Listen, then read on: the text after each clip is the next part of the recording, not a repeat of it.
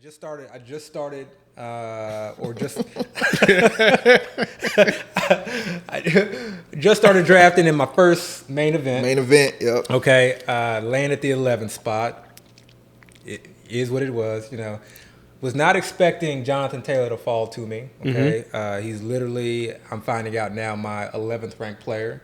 I think I've talked in the past about how I'm not high on Jonathan Taylor. Up to this point, I've had 0 shares. And so I actually just landed my first share. And now you love Jonathan Taylor. I don't love Jonathan Taylor, but let me say this while we're still on the Colts. Let me say this while we're on the Colts, okay? Okay. So we've talked about it. When you're on the clock, you know, Yeah, and you gotta, we did talk about this. this. You know, you got to really decide who you want. You know, you may say, I don't like this player, and then that player falls Yeah, those to you. rankings go out the window. Those rankings go out the window. So the one advantage, I mean, and now this is I hate slow drafts, but this is the one advantage of slow drafts is that you get to take some time and think, put some thought into your picks. And so I went back and looked at Jonathan Taylor, and I'm not going to get into a bunch of stats and things like that, but I like his situation. And because I don't think Carson Wentz is broken, I'm now more comfortable drafting him. Carson Wentz, we know, is not really a check down quarterback. Okay, and that's very different than Rivers, but that's also very different than, you know, I don't want to equate check down to a running back running a route and being the first, second, or third option in a passing tree. Okay, check down to me is last resort, or I got to get the ball out quick. Let me check it down. Okay, so Carson Wentz, you know, we've seen historically he's not been a check down, but that doesn't mean that these running backs aren't going to be schemed or be running routes where they are the first, second, or third option. Okay, we've seen this offense, we've seen this as a scheme offense in the past. Right. So I think, you know, we're looking at 30, 40, high end potentially 50. I mean, that's in his realm of possibilities. What, receptions? Targets? Receptions. Yeah, that's Okay. Yeah. I think 30 receptions is his floor. Let me ask you this then. I honestly believe that. But I think 250 plus easy as far as from a carry standpoint is his floor as far as carries. Great offensive line. We know he is a beast, okay? Right. Nick Chubb light for right now. But it's what we're going to see at the goal line. me Because ask in you a my question. mind, they have nobody that's going to be able to score at the goal line. Carson Wentz, there's no That's threat fair, at yeah. the goal line that they have. Let me ask you it's one going to be question real Jonathan quick, Taylor though. all day, in my opinion. How many targets? How do you see Nyheim Hines being involved with the offense? I still see Nyheim Hines being involved in the offense. I don't think that that's going to change. No, I'm saying when you said the targets or the receptions, how many? Give me a percentage. So I think Nyheim Hines had about, I want to say 70 receptions last year. Maybe 70 receptions or, you know. You feel like that comes down? I feel like it comes down a tad bit, but I don't think that it needs to come down a significant amount for Jonathan Taylor to not end up as a top. How many receptions did Jonathan Taylor get last year? I don't know. Let's look it up. I want to say he had about 30 receptions. Okay, so you think he's 30 plus gonna receptions. almost double that? Well, let's remember, he started off very slow. He did. Okay. And then they were also working in Wilkins for Okay. a significant amount. Do you think Marlon Mack is going to have any effect on that backfield? Marlon Mack is coming. He's an old running back coming off an Achilles. He's not that old though. He was a rookie like 3-4 years ago, right? He's coming off an Achilles. He is coming out for brutal injury. I will say for that. a running back. When we talk about old, we're But talking do you about think it in do you think the from Colts are just standpoint going to of running bury back. him down the depth chart like they're not going to utilize him, or do you think he's going to get snaps? Look, this is 2021. Okay, the idea that a running back is going to come in and get 100% of the work does not happen. Right. Okay, so like, you know, for anytime someone brings up that argument, just immediately go and look at the 2020 game logs, you know, the season stats, and you can see how many running backs were involved. Nobody gets 100% of the workload. Nobody gets 90% of the workload. That's just unheard of. So you think they're going to in the sprinkle NFL. Mack in a little bit? A little bit. A little bit. Okay. You're not going to take, again, the Colts are contenders. Okay, you're not going to be sprinkling in a guy that's coming off an Achilles. To me, that was a courtesy signing. Yeah. Okay, he wasn't going to get signed anywhere else. Okay. Yeah. He may not even make the team. We don't even know that he's going to make the I team. don't know if I see Jonathan Taylor getting that many receptions. I do feel like they're going to utilize. I think last year. How many receptions did he have? Let's see. Jonathan Taylor had 36 receptions, 299 yards. So I think last year kind of opened their eyes to what they had in Nyheim Hines. I don't think they realized how great of a player he can be, especially in the passing game. He filled in well, yeah. Because there was a 2-3 game stretch where he was like dominating. I think there was one game on a primetime night Thursday, where he just went crazy, you know. And I think I recall. I might be making this up, but I think I recall hearing something about other running backs maybe trying to get in the game, but they were like, Hines, stay out there because you're doing so well. I think it was his birthday. Yeah. So I think they kind of, or he kind of just opened their eyes like, whoa, this guy has a lot more talent, and we probably should utilize him more than what we've been done in the past. And if that happens, I mean, is Jonathan Taylor you can bring up that fact, but then let's look at the rest of the season. Let's look at the playoffs. When it really counted, when you were like, we need to lean on someone. When it really counted, right, it was Jonathan Taylor that was out there. I got you. So I'm looking at it from a standpoint of, from a carry standpoint and a TD standpoint, and we added in the reception standpoint. No, right. I mean, I get that. But number one, I don't think teams actually approach a playoff game the same way as they do regular season, especially now considering that we have a longer season. They might utilize more backs.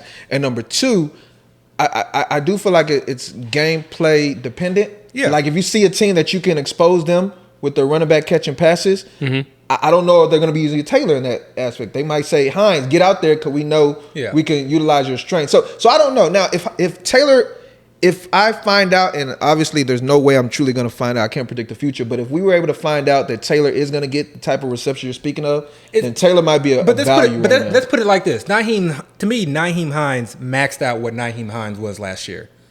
70 I don't receptions. know, though. Let's listen, 70 receptions, okay? So you can have a max Nyheim Hines. You can have a Nyheim Hines really dominating the touches. Maybe check that. I don't know if it's 63 receptions, man. Like that's a lot for a running back. But even with that, Jonathan Taylor still had 36 receptions. Right. Even with that, even starting off slow, even having Wilkins checked in. So you can still have that Nyheim Hines production from last year and still have him end up being a top five back. I don't think they utilize Hines as well as they potentially could last year because he wasn't getting the type of work all season. This is my strong belief when it comes to these pass catching running backs. If your offense is run through just having a lot of dump offs to your running backs, it is not a good or efficient offense. Teams don't want to do that. I'm not saying that's going to be their offense. What I'm saying is, I think there was a point in last season where the coach realized how good of a running back they had in Hines, and it kind of changed their outlook on what. I disagree because how much they could use Hines. Because we saw Jonathan Taylor finish the year very, very strong. So if that was the case, then we would have saw less Jonathan Taylor. We would have saw more Nyheim Hines. I'm not Jonathan saying, Taylor finished the year very, very strong. I'm not saying they felt like they should give more to Hines. I'm just saying he showed them something that they had that they didn't realize they had. That's all I'm saying. I mean, I think they know what they have in Hines. Prior to that game, Hines wasn't being utilized the way he was utilized. We've seen years past where Hines has caught a lot of balls. He's always caught passes, but last year, and you don't quote me on this, but I feel like last year was his best year by far. He had one or two stellar games, and then he had a couple games where he just kind of sprinkled and he never in the past has had these type of stellar games from what I recall. So all I'm saying is, and also don't discredit the thought process that a team does implement their offense in the offseason, and when the season starts, they're really just more so doing what they've been practicing prior to the season. Now with the whole offseason to kind of prepare. I mean, I don't know. All I'm saying is Hines showed quite a bit last year, and I don't want to just totally just say, forget that. I'm not. I'm like, this is my thought process with Jonathan Taylor, because my entire approach to Taylor before this was the concern for Nyheim Hines. That was my and I think so. You had a concern for him a little bit, and I think what my issue was is that I was bringing forth our concerns that we had with him last year, why we weren't drafting him last year, because it wasn't just Hines, it was also Marlon Mack. This year, I'm not concerned whatsoever with Marlon Mack. This year, I think he can dominate the carries, and I think with that O-line, he's going to dominate the goal line work. Okay. So do you add that in, and then the fact that he got 36 receptions, even after starting the year off very, very slowly as a rookie with no offseason, this dude has potential. So I think in terms of how highly I have him ranked, I don't know. That's actually exactly what I was going to ask you. But do you have him over Zeke right now? I don't have him over Zeke right now. No. Okay. No. Do you have him over Akers? I would assume yes. Yes. Okay. And actually, what about Akers?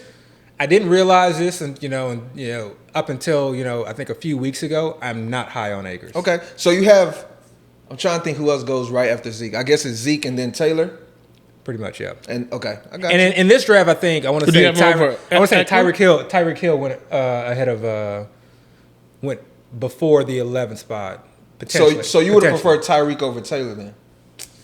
questionable. You know, I love starting off running back. So I Okay. think it may have been the thought process where I was kind of deciding. But So for you, Taylor is the last running back in that first tier. yeah.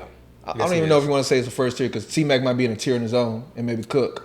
Yeah. But that second tier, you would say John Taylor's your last. Okay. And again, this may be a situation where it may rise because remember before. I think I remember immediately after last year. Oh, okay. Immediately after last year, my initial thought or projection for Jonathan Taylor was that I was going to be drafting him number 3 overall. Oh, wow. That's initially where I was on him. Wow. And then I just sort of kind of cooled down a lot. Wow. And I don't know if I don't know what it was. I cooled down a lot. You was But tripping. after kind of diving back in, remember, I don't know. For me, it's my initial gut is always where I end up. I may circle back around, but it's almost my initial gut is almost always where I end up. You want to know why you soured on him? Say what? You want to know why you soured on him? Why? Because you discounted Carson Wentz coming in. I like how you did that. Okay.